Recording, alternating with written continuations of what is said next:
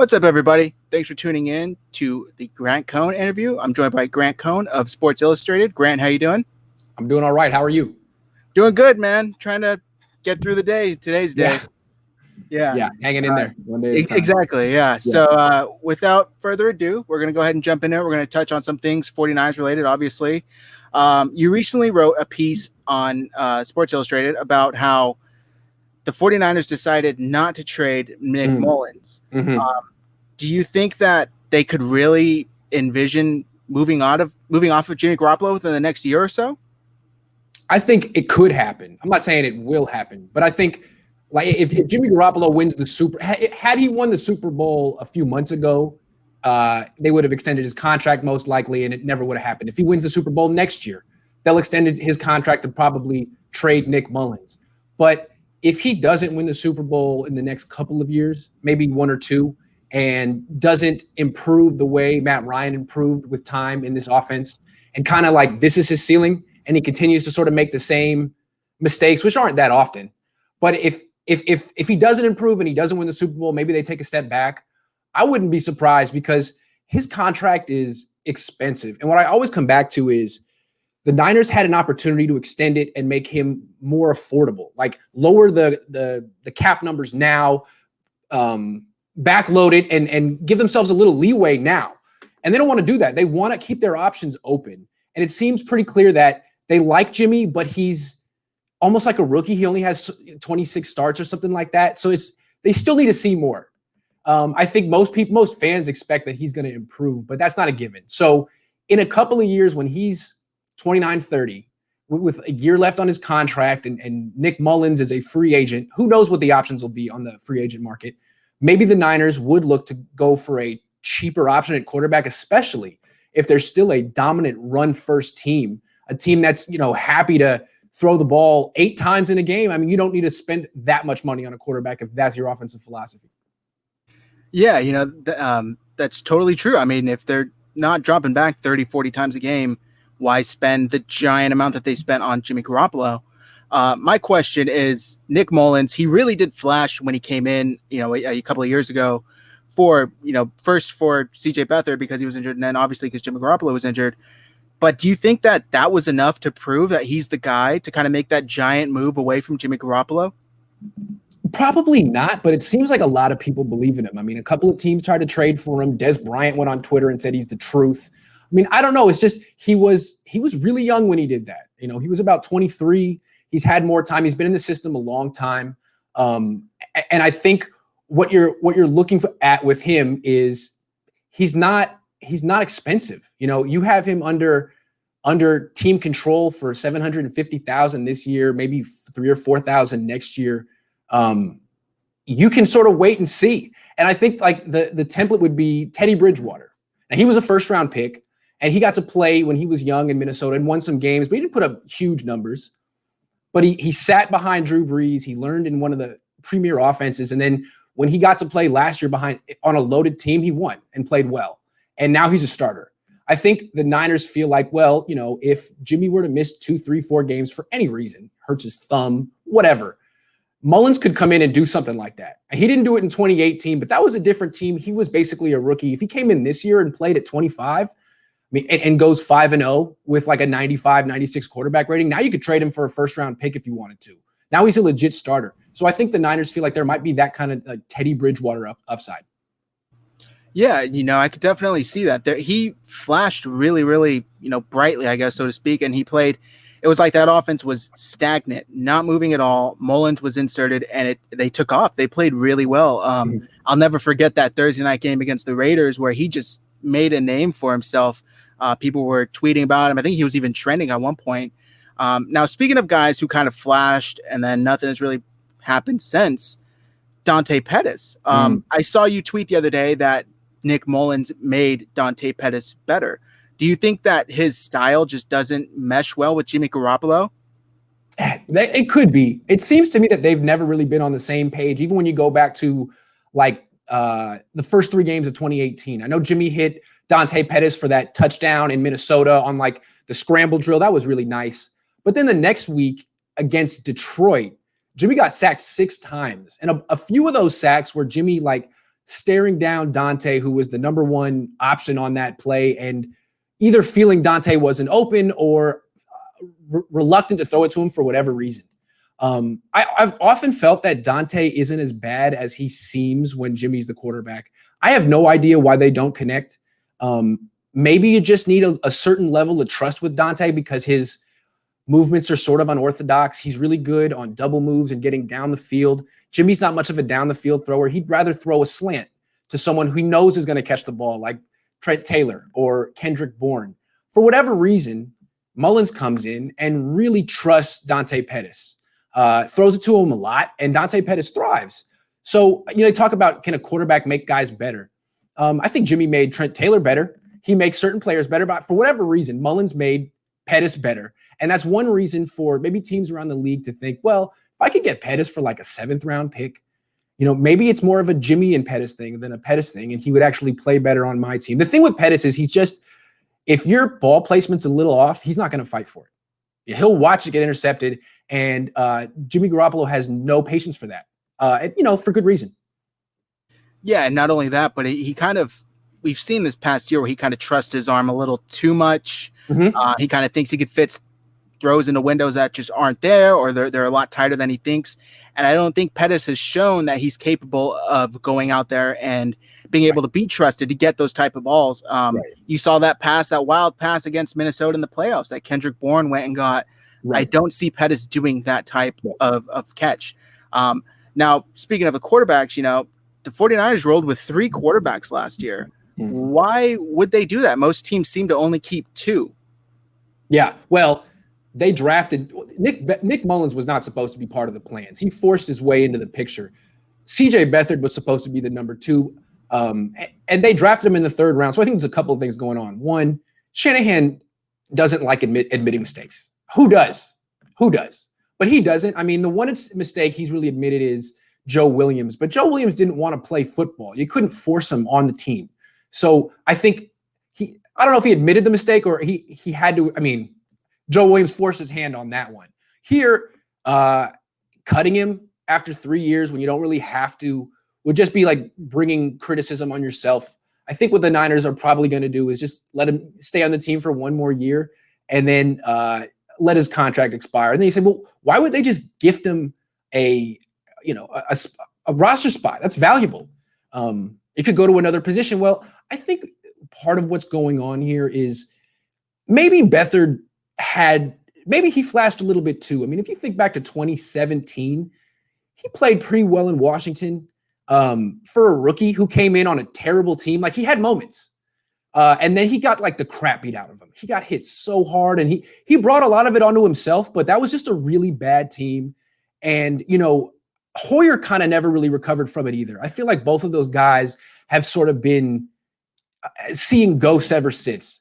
And that happens to anyone. I guess it really speaks to the upside of Jimmy Garoppolo that he could protect himself that season. So I think the Niners sort of feel guilty a little bit about CJ Beathard, that they like put him in a bad situation, maybe broke him a little bit. And as a courtesy for a good guy who likes playing football, they'll keep him around 1 more year. Now, you mentioned that they obviously traded him in the 3rd round, I believe.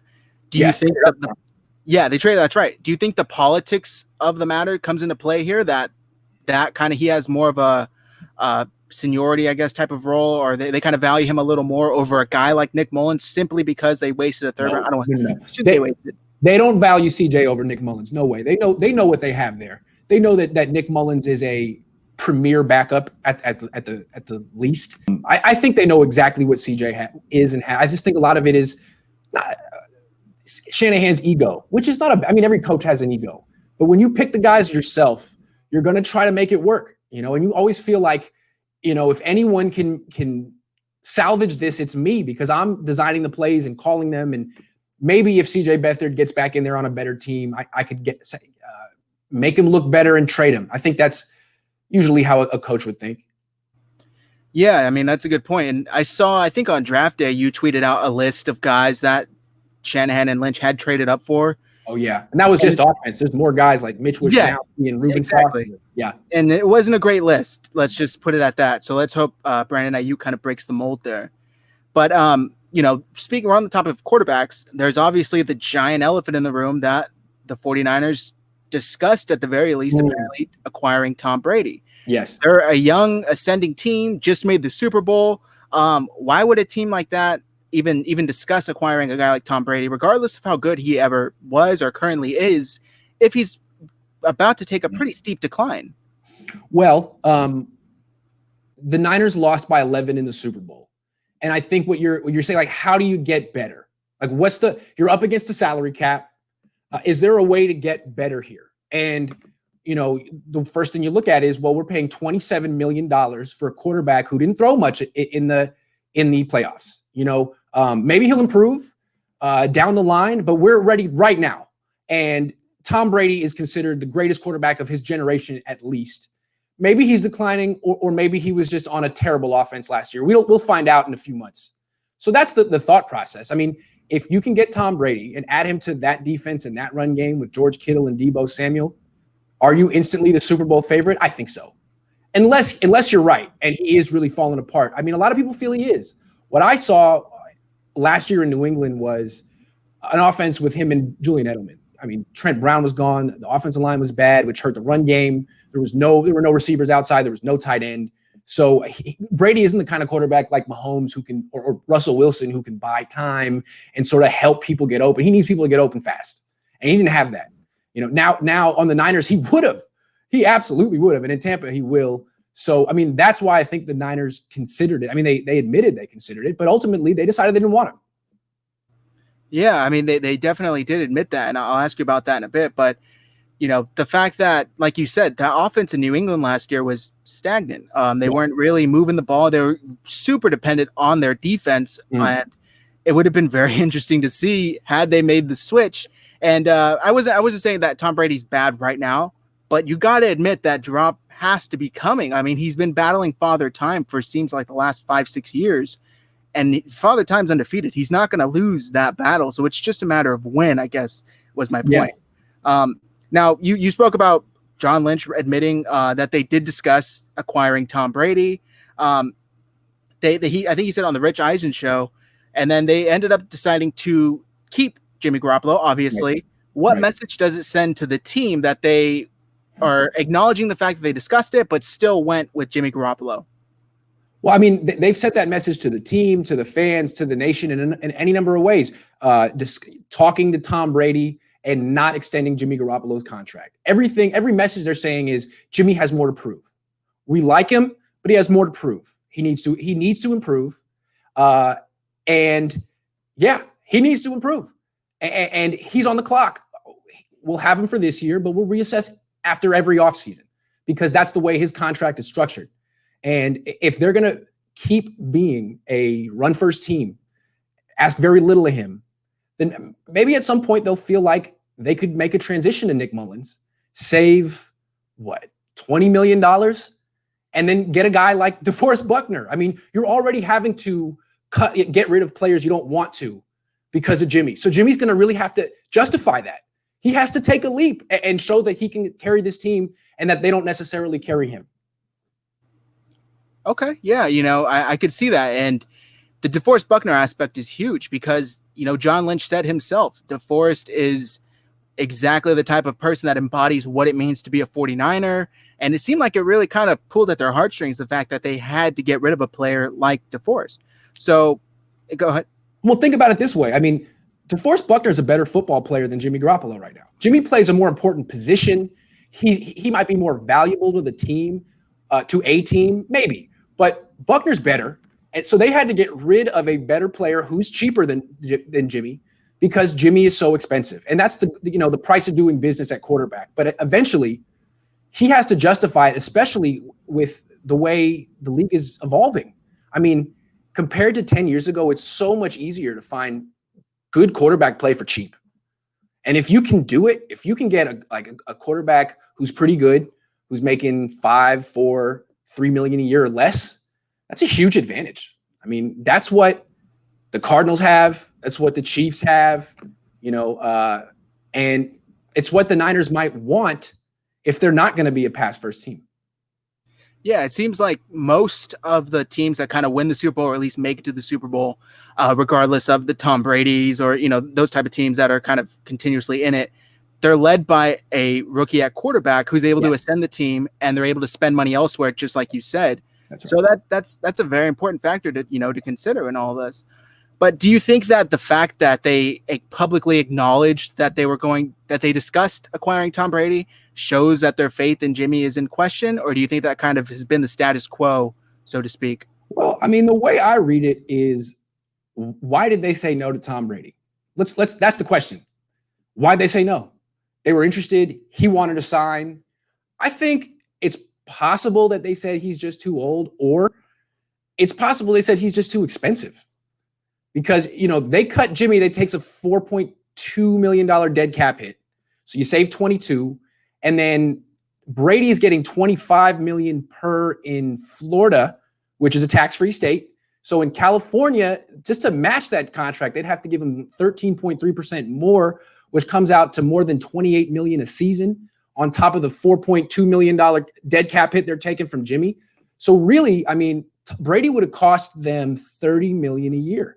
It's possible the Niners felt that, we like Brady, but that's really expensive. So maybe it came down to $5 million, $6 million. I think it may have came down to $6 million.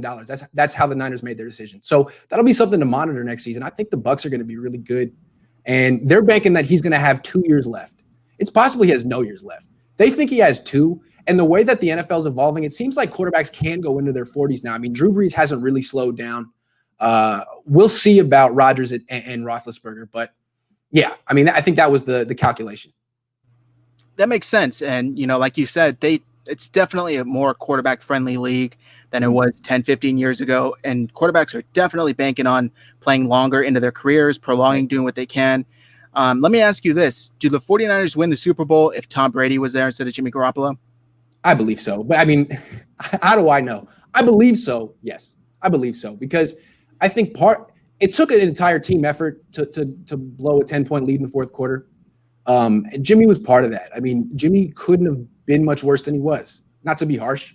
Jimmy did a lot of good things last season. And in that game, he was pretty on point the first 3 quarters. And then it all fell apart. He was 3 for 11 in the fourth quarter with a pick. Missed wide open guys. A lot of it was on him. And Brady may not have been great in the fourth quarter. I mean, maybe he's lost a little bit, but I don't think he would have crashed and burned like that. So yeah, I think most likely he would have won that game. Okay. Yeah. I mean, I could see that. Most of it came down at the very end to that last Emmanuel Sanders overthrow. And part of me, I know Tom Brady's deep ball isn't great right now, but part of me thinks that he would have made that connection. Yeah. And the other thing is, if you look at that play, Kendrick Bourne's wide open over the middle. Yeah. So, I mean, you got 2 options. You could move the chains, and even you could argue that the throw to Bourne was the correct throw, because you hit that throw to Sanders, give the ball back to the Chiefs with about a minute plus left and some timeouts. Your defense hasn't stopped them in 3 drives, or 2. I think Brady would have hit Bourne over the middle and used up some clock and maybe won the game without giving the ball back to the defense.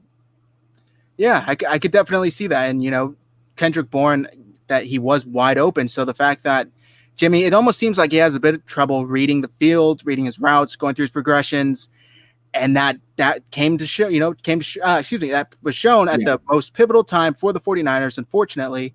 And it was just like Kyle Shanahan couldn't mask his weaknesses, his deficiencies any longer. Mm-hmm. Truth came up, and it was unfortunate, and that was the end. I'm joined by Grant Cohn of Sports Illustrated. Grant, thanks for joining us. I have a couple of speed questions left. Sure. Feel free to answer yes, no, however much context you want to add. Okay. 49ers win more games than last season. No. Not because I think they've taken a huge step back. They won 13 games last year. A lot of things broke their way. They missed some really good quarterbacks. They were coming off a bad season, so they had an easier schedule. This year, they're going to have a tougher schedule. I think that the divisions got harder. I think 11 wins would be a good season for them. Yeah, that's a good point. A lot of things came into play. They started off 8-0, I think, and yes, yeah. So I don't. Mason Rudolph, Kyle Allen. I mean, they caught some breaks. I think it'll be tougher next year. Yeah, definitely. Was passing on Jerry Jeudy and CeeDee Lamb the right choice? Yes, but I think, yes, I would have passed on them. I would have traded down. I would have traded down again. I want to say that I think taking Judy or Leia would have been better than taking Kinlaw, because Kinlaw does have this knee thing. He's had a hip thing. He plays a position the Niners have drafted in the first round like a million times. I think I probably would have, on my draft board, had those two receivers over Kinlaw. Okay, I can see that. Yeah, it seems like they can't stay out of the defensive line punch in the first round. Will Brandon Ayuk be the wide receiver one for the 49ers moving forward?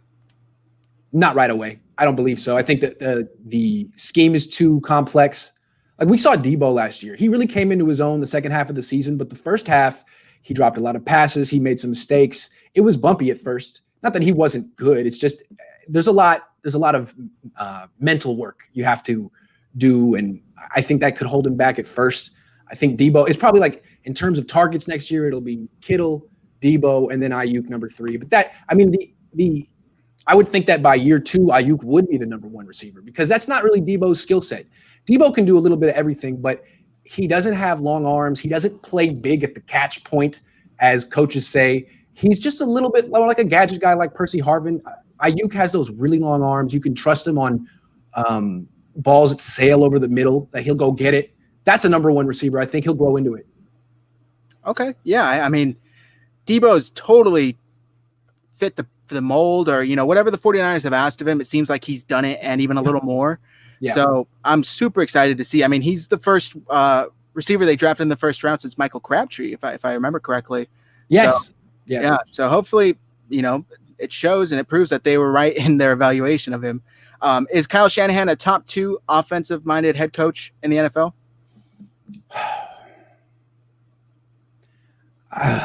That's a broad definition, offensive-minded.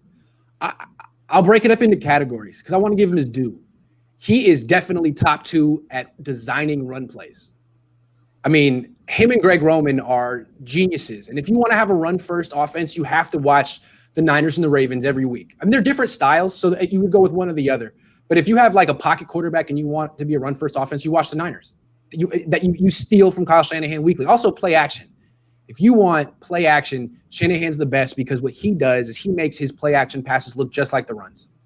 They call him marrying the plays, and no one does it better than him. McVay does it well too. He's a 3 wide receiver offense. Shanahan has more variation. When it comes to just straight drop back passes, no. I mean that's him and Mike LaFleur, and that's where you see. I would say no, because the great drop back passing coaches, from Bill Walsh to Sean Payton to Andy Reid, you always see triangles. You see 3 guys coming open in progression, 1, 2, 3. So like the quarterback can naturally, if he's not open, go to the next guy. Now he's breaking open. Now you go to the next guy. Now he's breaking open. It all times up. It's all about timing. And what I see with Shanahan is when it's finally get to drop back passing time, he's designing plays for one specific guy to get open against a particular coverage that he's anticipating. If it's quarters, I want this guy to get open for this reason. There isn't really. So when you say like Jimmy, he didn't see this guy open because he was fixated on this guy. Well, maybe this guy broke open before the primary read. So it's those kind of timing issues that make me feel like he's not really on the level of Bill Walsh or Peyton or Andy Reid in that thing. So that's one limitation of Shanahan. The other is just decision making. Not all of being an offensive coach is drawing up the plays. It's when to call them, when to run, when to pass, when to call your timeouts, when to do the 2-minute drill, when to take your foot off the gas. And we've seen in 2 Super Bowls that in highly pressurized moments, his decision-making can be very questionable. Now, Andy Reid was like that for a long time. Finally got over the hump like in his 60s. And maybe Shanahan, he's young. He's 40, 41. So those would be my 2 things. Well, I would say probably not top 2. I would put, he's in the top tier, but I would put it like Sean Payton and Andy Reid at the top, just from so much experience. I don't think Sean Payton's main weakness is his arrogance. Like overusing Taysom Hill. Like sometimes dude, what are you doing? But he's great. He's really good. And I would say Shanahan is right beneath him, maybe even beneath Bruce Arians too, just because those guys have so much experience and wisdom that Shanahan will eventually get. It's very, very, top heavy when you get to the actual cream of the crop. I mean, Sean Payton, yes. Andy Reid, guys like that. It's yes. hard to say Kyle Shanahan has proved already that he's above those guys. But he's in the conversation. He's got to be. Yeah, he's got to be in no the doubt. conversation, especially in the run game. Like you said, he's top run game. And let's compare him to a guy who won a Super Bowl a couple of years ago, Doug Peterson. Right. Like Doug Peterson, I would say, is a better in-game decision maker than Shanahan. Doug Peterson made some clutch calls in that Super Bowl to win, going for it, going for two. All the times he goes for it on fourth down. He's very aggressive. I like that. But in terms of his scheme, I mean, it's a gimmick RPO scheme that was cutting edge in 2017, but now is like old school. I mean, everyone's figured it out. It's not really helping anyone. It's not helping Carson Wentz. It really suits a guy like Nick Foles better, a guy who just throws little slants and gets the ball out of his hand. Shanahan's offense is much more creative and cutting edge than Peterson's, but Peterson is a former quarterback who has all this experience and really has a good feel for managing a game. Okay, yeah, that's a pretty good breakdown of it, because when I was thinking of this question, I thought of Doug Peterson, and I kind of thought he kind of seemed to have, I don't want to say fall off, but he hasn't really been at the top of the. He has fallen off because the whole RPO scheme has fallen off, and here's why. I mean, before they thought they were being tricky, and if a defense is playing zone, then you can get these conflicted defenders and get these 10-yard passes over the middle like breathing. But what people figured out is, okay, like I'll play zone and you'll throw the ball, but you'll never run the ball because your read and the RPO dictates you throw. So now you have a one-dimensional offense. And that's been the Eagles' problem for 2 years. They have no running game. Same with the Bears. They have no running game. And the Chiefs were going down that direction as well. And one of the things that really turned their season around last year was ditching the RPO and running when they wanted to running and passing when they wanted to pass and not letting the defense dictate that. So I think really it was a gimmick, kind of like the Wildcat. Defenses have figured it out, and you got to move on. Yeah, I mean, that's a great point. And yeah, I guess Peterson has fallen off. I mean, The Eagles are nowhere near in contention. You could blame it on injuries. You could blame it on lack of depth, whatever it is. Nobody's talking about Doug Peterson right now. Now, my final question for you, Grant, it's a bit of a controversial question. You're obviously a bit of I don't know if you consider yourself a controversial figure in the media, but you seem to get a lot of hate on Twitter. And to be honest with you, you do say some provocative things, and you do say some things that I feel like you put out there to get traction and to get people talking. And I appreciate that. I really do. I love people that. That's the job. Yeah, I love people that are constantly pushing the narrative, pushing the topics, pushing, things right up to the brink of what is deemed acceptable. Do you consider yourself a troll? Okay, that's a fair question. It's a great question. Let's agree on what a troll is. Like, a troll is Skip Bayless, right? Right. And the definition is someone who basically will say anything to rile people up, and they don't necessarily even believe it. Like on that show, First Take or whatever. I don't even know what it's called. The one he does with Shannon Sharp. It feels like before the show, he's like, "All right, Shannon, you say this, I'll say this. Which topic you want to take? This topic, I'll take this stance." So they don't, you know what I mean? It's like there's no conviction, there's no homework done. They're just sort of saying things to get people to watch. Now, I want people to watch me, and I want to say controversial things, but I think it's pretty clear when you listen to me or have a conversation with me that I really believe what I'm saying. Right. I would never mess around and say some stuff that I don't really feel conviction about. And also, I do my homework. I know the sport. I'm not talking about players like Stephen A. Smith talking about Hunter Henry who are hurt. Like, I really, really take it seriously, and I'm passionate, and I feel like I do have integrity. So if you want to disagree with me, great. Like, that's the whole point. But don't be like, oh, you're just saying that to get a reaction because you're a troll. Like, no, let's talk about it for a half an hour, and I'll explain how I feel. And if you still, I don't expect to change your mind, but at least, grant that I really mean it. Yeah, I mean, I see that, and I do see you constantly kind of when people say like, wow, this is a hot take, or can you believe this guy actually believes it? I do see you go out there and you say, well, where do you disagree with me? Yeah, let's talk about it. State your case of why I'm wrong I do think that that's a problem in not necessarily just sports media talk today, but just kind of in general. People are so quick to kind of write things off as wrong and correct in the no category rather than engaging in discourse, engaging in why you think it's wrong.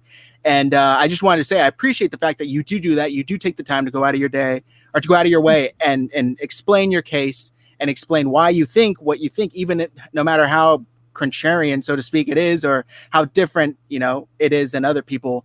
So that's nice to see, because not a lot of people are like that. I feel like most people use social media as a tool to find other people who feel the same way they do. Oh, yeah. It's kind of like a herd mentality. Everyone wants to know people that they agree with. I think that's boring. Like, I love going on Twitter to say my perspective, hear everyone else's arguments against it, and then to adjust how I think. I almost use it as crowdsourcing. Like, here's how I feel, and then people will make really good arguments. I'll take them in, and I'll learn from it. You know, I don't just do it to argue. So I feel like you can actually learn from Twitter. You know, you can learn from social media if you're a little open-minded and open to being criticized and going out on the limb and not just going along with the herd. Yeah, well, you know, that's great. And I just want to say appreciate that. Well, and I also appreciate you coming on to the show. Everybody, make sure you go follow Grant Cohn on Twitter. His handle is below on the screen. Make sure you check him out, newest writer of Sports Illustrated for the 49ers. And I appreciate you coming on, Grant. Any final words? No, thanks for having me on. You're welcome to call me up anytime. All right, I appreciate it. Take care. You too.